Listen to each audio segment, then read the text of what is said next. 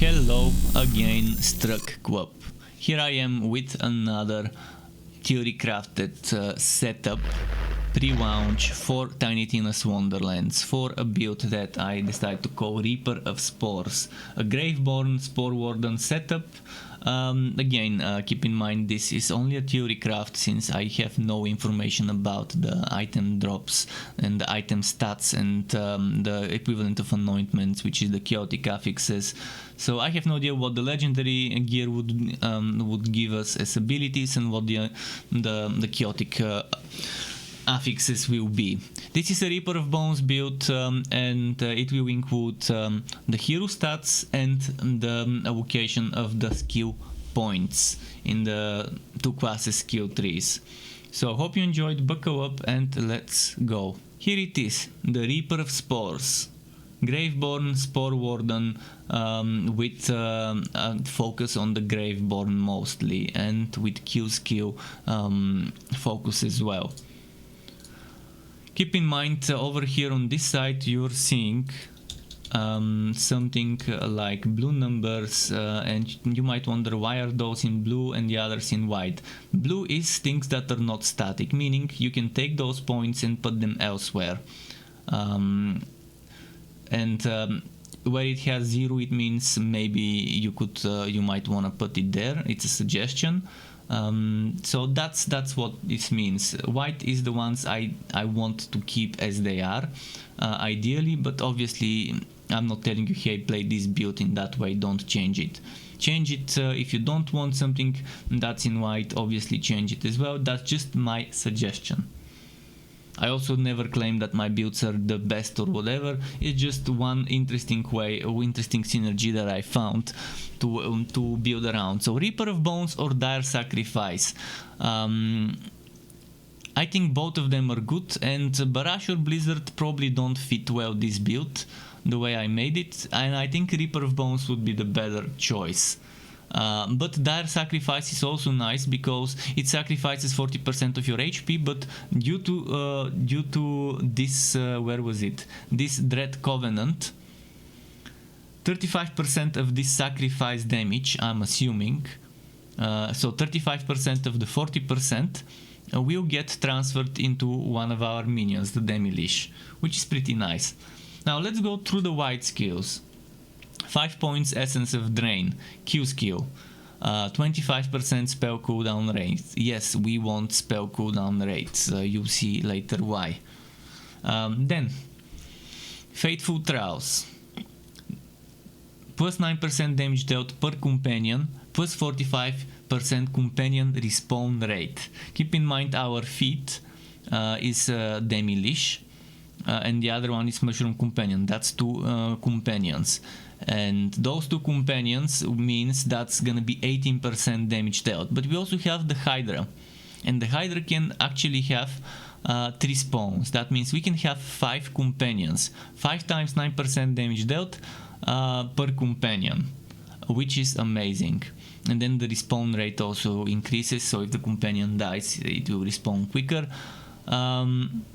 And yeah, this one gives us a floating demi-lich companion that targets enemies at range and deals dark magic damage. Whenever the Fate Maker casts a spell, the demi-lich will cast Hellish Blast, creating a homing projectile of the spell's elemental type, dealing damage to nearby enemies on impact. Any increases to the Fate Maker's damage also apply to their companions, which means all companions, not just this or that, including the Hydra too. Mushroom Companion. The Fate Maker is accompanied by a Mushroom Companion that targets nearby enemies and deals poison damage. Pinging an enemy will cause your Mushroom Companion to lunge towards them. Any increases to the Fate Maker's damage also apply to their companions again. So yeah, 5 points here is a must-have, 3 points here in my opinion is a must-have, 3 points here into Harvest is a must-have as well in my opinion. Companions, this is a Q skill by the way, triggers on Q, maximum stacks 2. Companions deal 9% bonus dark magic damage per stack. If you don't like it you can remove it, but I think it's a must-have in my opinion. If we want the companions to be strong, but I could give you that some people might think that this Q skill is not that great. But I mean, still 18% bonus dark magic damage per for full stacks is not bad. Then we have 3 points Sanguine Sacrament. Whenever the Fate Maker casts a spell, they regenerate 15% HP per second for 2 seconds.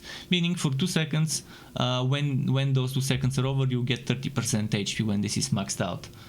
And that's why we want, one of the reasons why we want spell cooldown rate increase. Then, here we've got 1 out of 1 points Dread Covenant. I already showed you that transfers 35% of the damage we take to the demi-lich, and if we reach 1 HP, we immediately restore 75% of our HP, sacrificing the demi-lich. This is 120 seconds cooldown. Very good for people who want to solo. As a second life kind of thing. Then Dark Hydra, as I showed you, it can summon 1 Hydra per skill point, 3 levels, 3 Hydras, and from gear you can increase this level, and that means more Hydras, which means more damage here, which is super solid, must-have skill in that setup, in my opinion. So yeah, Dark Hydra Companion dealing dark magic ability damage to nearby enemies for a duration, which is 10 seconds, and 60% chance to summon on kill, which is pretty solid. Punishment: when the demi-lich casts Hellish Blast, there is a chance it will be cast again after a brief delay. This one, I think it's okay for a single point, one tapping it I think is decent. Some people might not like it, but I think it's worth it. Now, and this also, again, pretty much synergizes with that Hellish Blasting. Q skill, 6% maximum health and spell damage per stack. Maximum 10 stacks, so 60% HP, 60% spell damage when maxed out. This is amazing Q skill. Amazing Q skill, maxed that one out, in my opinion, it's solid. Then we have Ward of Edges, which is the Fate Maker gains increased damage and damage reduction the lower their health. Again, this is a one tap and I think it's worth it. Obviously, if you don't like it you can remove it, but my suggestion is don't remove it. Then Blast Gasp. Blast Gasp is a flexible skill. It's not static. You can remove those 3 points and put them elsewhere, but keep in mind you will need 3 points put somewhere. You can remove 1 point and put it elsewhere, or you can remove all 3 points and put it elsewhere, so you can get this 1 point here. How you do it, it's up to you where you put those points. Keep in mind, out of those 2 points need to be in that skill tree.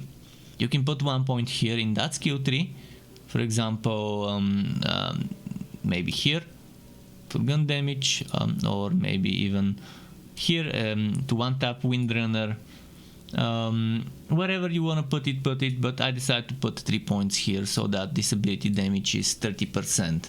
Whenever the Fate Maker deals spell damage, there is a chance they will create an elemental explosion dealing ability damage of the spell's elemental type to nearby enemies.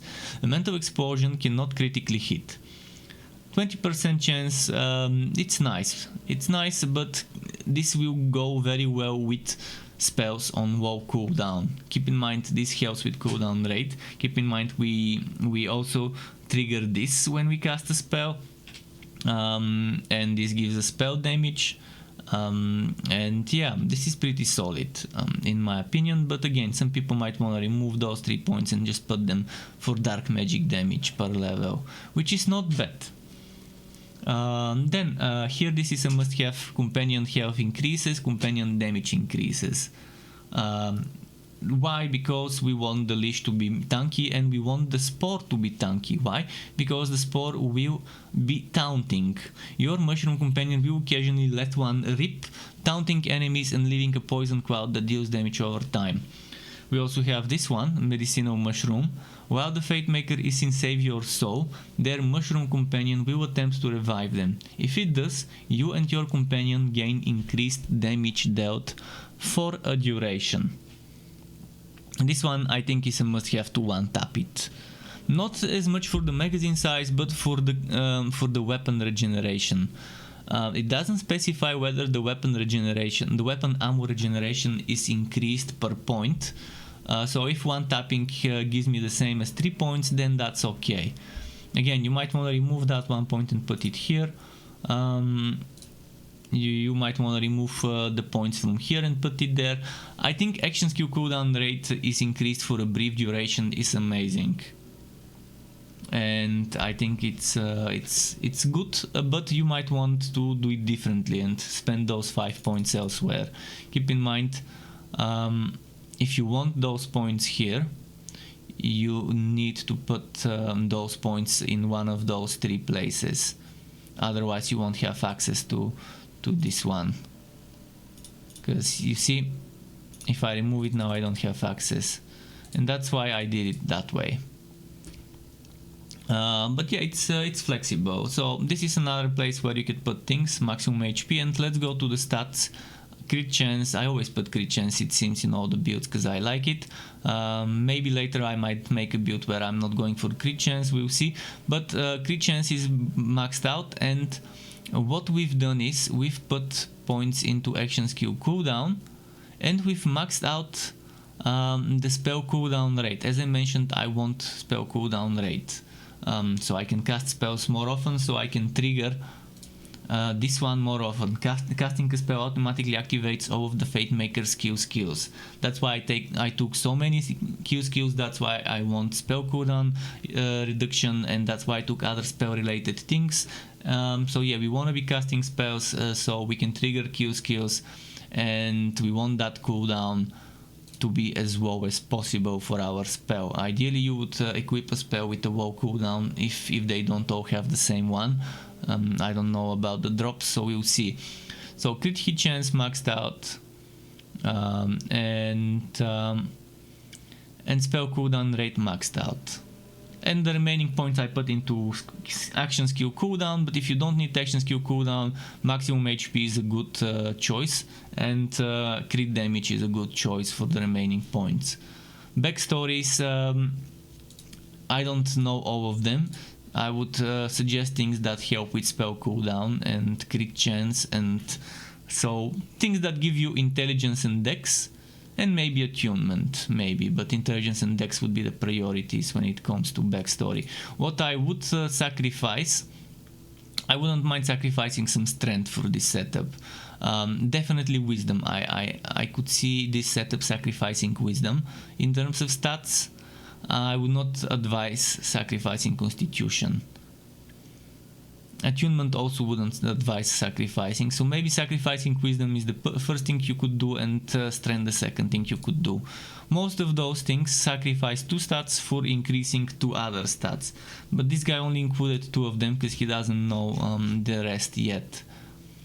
And I think this pretty much is it for this setup. I'll include a screenshot of this and the stats, and that screenshot here as well, so you have access to all of this. I'll include the link in the description, and that's the Reaper of Spores. Keep in mind you can subscribe to my channel and hit the bell button to not miss out notifications for more Wooter and not so Wooter content like this one or others like builds and guides. There's also memberships on my channel, which is a monthly recurring payment that you can cancel at any time, which will grant you access to special perks like emotes or badges made by me, as well as the option to ask me one-on-one for tutorials on Discord about Photoshop, Premiere and After Effects, just the basics though. Thanks again for watching all the way until the end, Struck Weapon. Till next time, and goodbye.